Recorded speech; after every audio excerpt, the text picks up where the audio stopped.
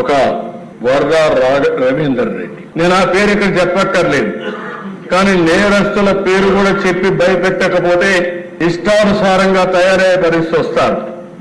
కొన్నిసార్లు మనం కూడా చర్చించాల్సిన బాధ్యత కూడా ఉంది. అతని మీద వైఎస్ఆర్కు పుట్టిన బిడ్డ కాదు, వైఎస్ విజయమ్మ బిడ్డ మాత్రమే. ఇంకా ఉండేటి నేను చెప్పలేని అధ్యక్షుడు. ఏం చెప్పాలో నాకైతే అర్థం కాదు. అది నా నోటితో నేను చెప్పే విషయాలు కాదు.